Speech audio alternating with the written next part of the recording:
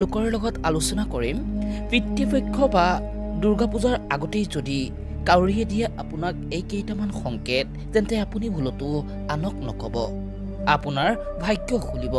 গতিকে ইয়াৰ বিষয়ে যদি সবিশেষ জানিব বিচাৰে তেন্তে আহক প্ৰথমে ভিডিঅ'টি আৰম্ভ কৰি লওঁ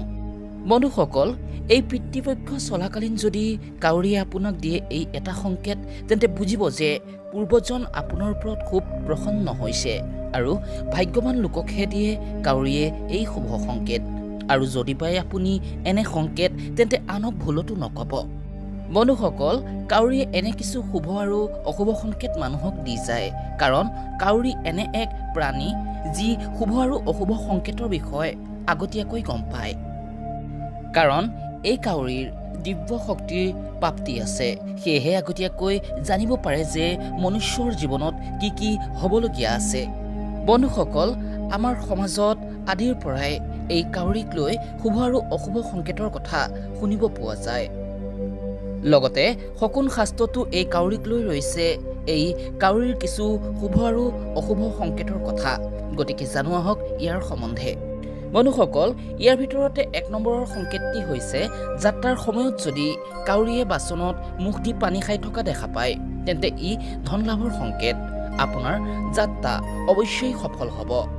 ২ নম্বৰতে ৰাস্তাত যদি যাওঁতে কাউৰীয়ে মুখত ৰুটি বা মাংসৰ টুকুৰা লৈ অহা দেখা পায় তেন্তে বুজিব যে এইটো হ'ল আপোনাৰ কোনো ডাঙৰ ইচ্ছা পূৰ্ণ হৈ উঠাৰ সংকেত বন্ধুসকল ৩ নম্বৰৰ সংকেতটি হৈছে যদি ৰাতিপুৱা কেনেবাকৈ কাউৰী আহি আপোনাৰ ভৰিত কেনেবাকৈ স্পৰ্শ কৰি যায় তেন্তে বুজিব যে ই আপোনাৰ উন্নতি ও ধন প্ৰাপ্তিৰ সংকেতক বুজাইছে বন্ধুসকল ৪ নম্বৰৰ সংকেতটি হৈছে যদি কাউৰীয়ে মাটি খান্দি থকা আপুনি দেখা পায় তেন্তে ই ডাঙৰ লাভৰ সংকেত বন্ধুসকল ৫ নম্বৰতে হৈছে ৰাস্তাত যাওঁতে যদি কাউৰীয়ে গছৰ তলত বহি চাই থকা দেখে তেন্তে ই মনোবাঞ্ছিত ফল মিলাৰ সংকেত বন্ধুসকল ৬ নম্বৰতে সূৰ্য উদয়ৰ সময়ত যদি ঘৰৰ সন্মুখত বা ঘৰৰ চাৰ্টত পৰি কাউৰীয়ে মাতি থাকে তেন্তে ই আপোনাৰ পদ প্ৰতিষ্ঠা ও ধন বৃদ্ধিৰ সূচক কিন্তু সন্ধিয়াৰ সময়ত কাউৰী চাৰ্টত পৰা আৰু মাতাটো